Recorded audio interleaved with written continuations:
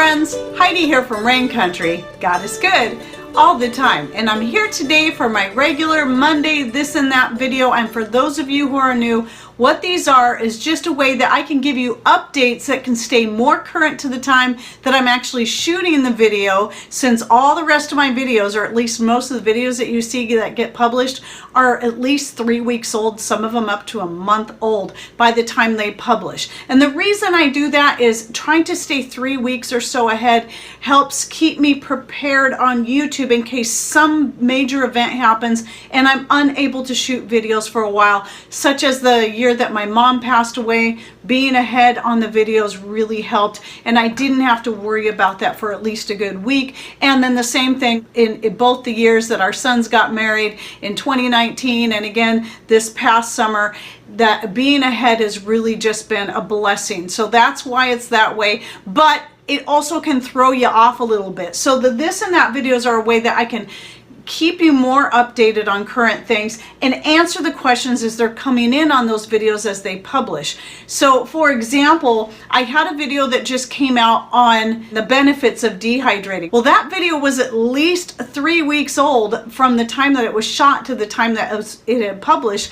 But within that 3-week period of time, I ended up doing some dehydrating of raw eggs and milk, and then covered that in the this and that videos that were more current that came out within a few days of shooting them. So that could have been confusing when here you're watching this, you already saw me do the videos on making powdered milk and powdered eggs, and then I say in that video, I've never done this. Well, I had by the time it published. Just so you know, that I know that gets confusing, but at any rate, that's why you'll see that. So today I'm talking even more about powdered things such as the powdered eggs. I'm going to cover a couple more questions on that. And I want to talk a little bit about the powdered apples. So somebody had said that their apples, when they dehydrate, they're still too pliable to powder. And you're going to find that's the case with most fruit. And I believe that's because of the sugar content. However, I was able to powder up these apples, and I'm pretty sure the reason why was because the apples you see in this powder right here were the ones that I had used to make the cider. And I have a video that I'll link to down below that I did 2 years ago when I was making cider from we had so many apples coming in that year. It was our banner year for apples. So I think part of the thing is a lot of the sugar has already been removed from the apples once they got pressed out. And also because I chopped the apples up first before I pressed them, so they're already in small little pieces. So what I had done was taken the apple pulp after it was pressed out and then put those on my dehydrator rack on the cloth covers. That's the thing that stained those little cloth covers the most, was the time I did those apples, and then dehydrated them up, and then I was able to powder them just fine in my blender. And so it does tend to want to clump. I did add a little bit of arrowroot starch to this to help, but it stays pretty good as long as you keep your lid tight or vacuum seal your jar after every use. When I'm working through a product, I don't usually vacuum seal it between every use, depending on what it is. Some dried goods you never actually need to vacuum seal, they'll be fine. I still prefer to do so because it helps preserve the freshness. But some things, especially powders, are best if you vacuum seal them, especially tomato powder, between every use. Otherwise they can clump up, and tomato powder is the worst to turn into a brick. I'll add it to pancake batter and to Patrick's oatmeal when I make him oatmeal, which is what I did this morning. That way he's getting a lot of those nutrients that are in the apple powder, and it adds a little flavor to it as well. Now let me cover a couple questions about the raw egg powder. Several people got really concerned about, well, aren't you worried about salmonella? And I was kind of surprised at this question, because the purpose of wanting it to be raw is so I can use it in cooking and in baking, where you would add a raw egg to a batter like your pancake batter, as I showed in that video. And if you haven't seen it yet, I'll go ahead and link to that this and that video. It's a few weeks old now, down below, on how I made the egg powder and how I used it in making pancakes and in making the apple bread. I still have yet to do the pasta and the mayonnaise. Those are the two next things I'm going to try. I'll probably do the mayonnaise next, but I feel pretty certain it's going to work, at least in the pasta. We'll see how it works in the mayonnaise. That one I'm a little uncertain about. But anyway, you want raw eggs. You don't add a cooked egg to your pancake mix when you're blending it up, or your apple bread, or even your pasta when you're making it up. You use raw eggs. Thus, what will happen is then it will get cooked, and then you don't have to worry about it. Salmonella is actually one of the least of my worries anyway. I think it's another one of those fear-mongery things. Yes, it happens. Yes, you can get it. You can get sick from it, but it's one of those things that's actually pretty rare, especially if you're using eggs from your own chickens rather than the store-bought ones. But at any rate, you're cooking it. People are also worried about, well, what about the equipment it touches? Well, that's why you wash your dishes. When you're mixing up your scrambled eggs for breakfast in the morning, do you put the fork and the bowl, whatever it is you mix it in, just back in the cabinet without washing it? Obviously not. So you do the same thing when you're making the powder. You just wash the stuff up. It'll be fine, trust me. So my purposes for the egg powder were to keep it raw. That's why 115 degrees is the temperature I use for the eggs, not 160. I don't want to cook the eggs. I want them to stay raw. And when they're dried in that raw form, they're going to make a much tastier scrambled egg than if you're cooking them first. I read where people said they tried cooking them first and dehydrating them and then rehydrating them, and they said they were real gritty. Well, I didn't get that with the egg powder. Okay, moving on to a couple more things. So speaking of cereal, I remembered this morning that I'm really low on my hot cereal blend. It's really easy to make your own whole grain hot cereal blend, like a cream of wheat, cream of rice. So you can make it gluten-free if you want by simply using rice or any other grains that do not have gluten in them, and make your own blend however you want. I've done rice, I've done wheat. Sometimes I'll blend them together, maybe a little brown rice and wheat, or spelt, whatever it is you want. It's super simple. I did do a video on it, but really all you need to do is take your grains, throw them in a blender. You can use your grain mill as long as you set it on really coarse, but I usually just use my blender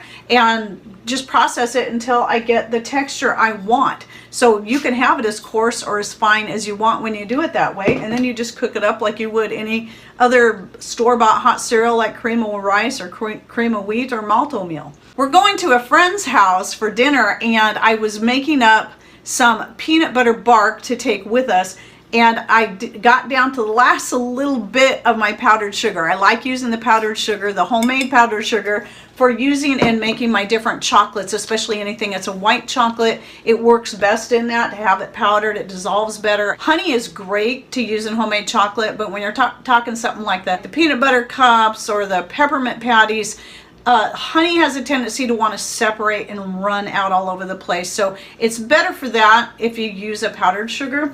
So, and you can make your own organic powdered sugar. It's super simple. You just need to add a little bit of some kind of starch to it. But I have a video out there on how easy it is. I'll go ahead and link to down below so you can check out how to do that. And then another question that's been coming in is about the fermentation starter. I've had this one come in a couple of times. This one, you can see it looks a little cloudy. Part of that is because the orange peels are starting to break up. You can make your fermentation starter out of anything. It really doesn't matter. It can be a fruit, a vegetable, an herb.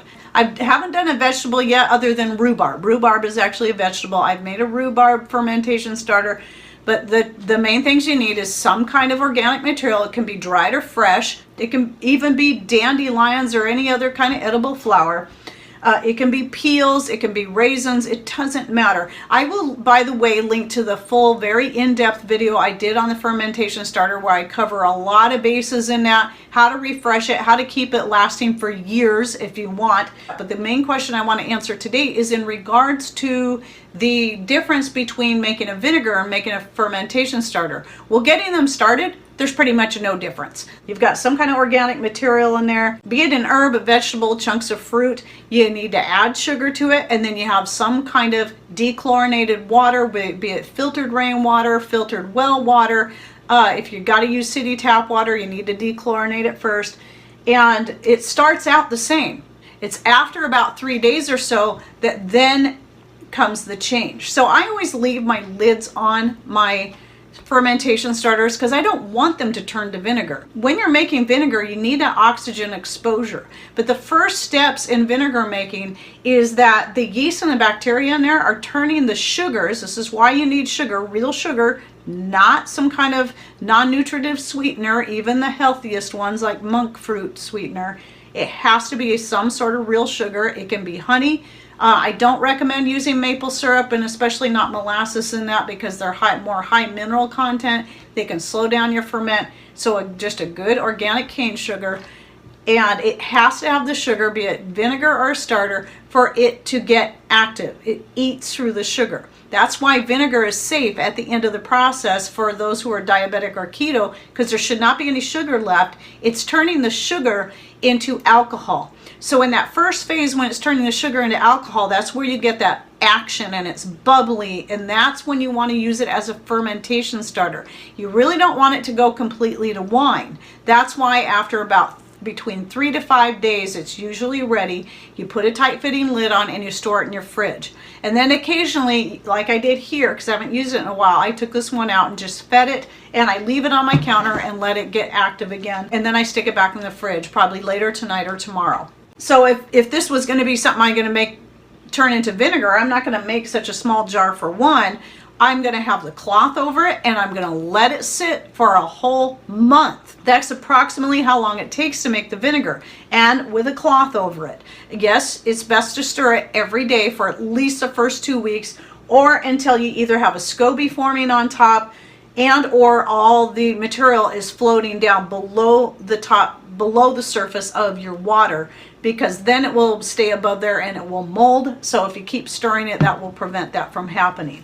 Once it stops bubbling and the fruit stops floating, or herbs, whatever it is, then you usually don't have to worry about it molding, and you can just keep it covered with your cloth and let it finish. It is a good idea to check on it though every now and then, just to make sure. But even if it does get mold, it's not going to hurt it. The mold stays on top. The vinegar, once it's totally vinegar, it's going to kill the mold. It's not going to hurt you. Okay, and another question, and even though I already answered this person directly, they were concerned because they saw my teapot that I use, and I don't think to say this every time, and I can understand why they thought this was aluminum. And they felt the need to let me know, and I appreciate that, because I totally understand. We don't use aluminum bakeware at all. I never bake anything or cook anything in aluminum ever. This, I actually did a video on it several years back. I picked up at a garage sale. I figure it was kind of old, but I didn't realize till we got it all cleaned up. But it was when he took it to shine it up that we realized what it was from, and I was able to do more research and found out it was actually from the captain's quarters of a Navy ship from World War II. So very cool. But if you'd like to see that video, I show a little bit more of it because it's all shined up. You can see it better. I'll go ahead and link to it down below. So anyway, silver, totally safe. I'm not concerned about silver. If this was aluminum, I would not be using it. And then a couple more things. One is the Kasori. So I did the video on the comparison of the different dehydrators. That was one I did push up early because I felt it needed to come out right away. There's a couple things I forgot to point out, and that is the Kasori trays do all come out, so you can use it like some people talked about with their Excalibur. Any kind of cabinet style dehydrator should work the same way. You can pull all the trays out because you can get a nice low temperature. It's perfect for making homemade yogurt, keeping it at the right temperature, and certain other things like that that you want to keep warm, but you don't want it to bake or cook and get too hot. Your cabinet style dehydrators are great for that. And then the other thing I wanted to point out is that I did mention that the Kasori, like the trays, were smaller than the Excalibur. That might be a drawback for some people, but for me it was a benefit because that meant the Kasori was overall narrower. Since I still have 3 other working dehydrators, I don't need a massive dehydrator.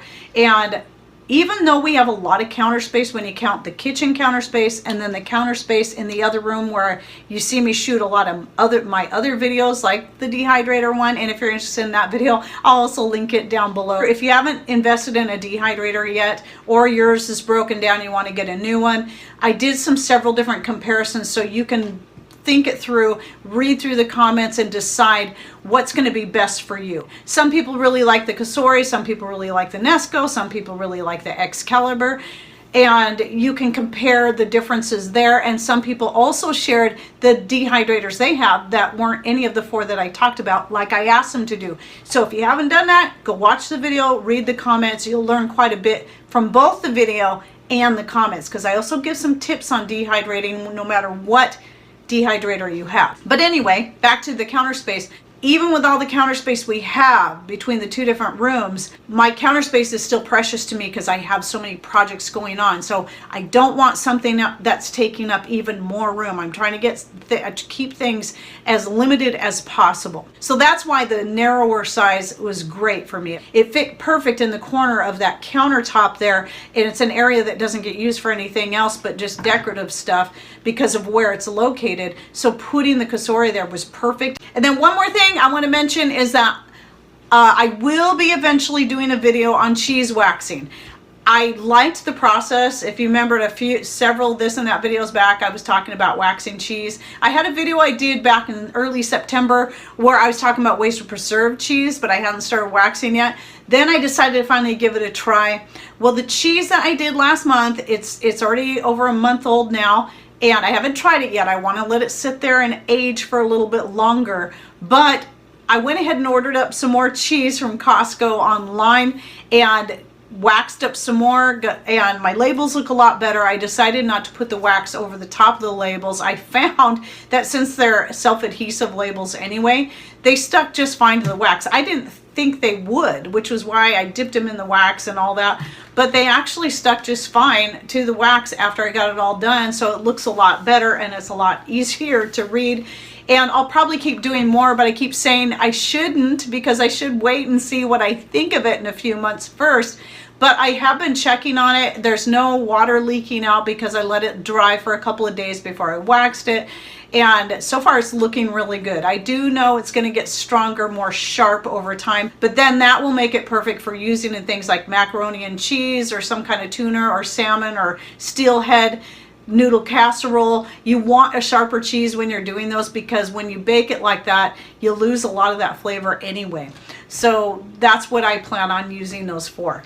But anyway, I'll be when I go to wax some more cheese, because each time I do it, I've only done it twice now, but I've learned a few other things to make it easier, and I'll probably do it one more time before I actually do a video on it, because I want to make sure that I give you the best possible tips when it comes to doing it. It is a fun process. I enjoy it so much, but it can be very messy. So I want to talk about all that, and we'll cover that in that video whenever it comes out. I don't know. I might not wait until that cheese is aged. I might just go ahead and shoot the video on doing it because I'm kind of excited about it. And it, like I said, it's fun. It's fun, and it's a way I can get the cheese out of the freezer and put it up and have it be shelf stable for a long time. Okay, well that's it for my this and that video for this week. So don't forget to go into the description box down below, open it up by clicking on either show more right down over here. You'll see it below my channel name in all caps, or if you're on a smart device over here, a little gray arrow that you click on down over here, that opens the description box so you can see all our contact information, all the video links, any other links I'm putting in there, or any other information. Obviously I'll have 4 more videos coming out this week, but as far as the this and that goes, it's more current.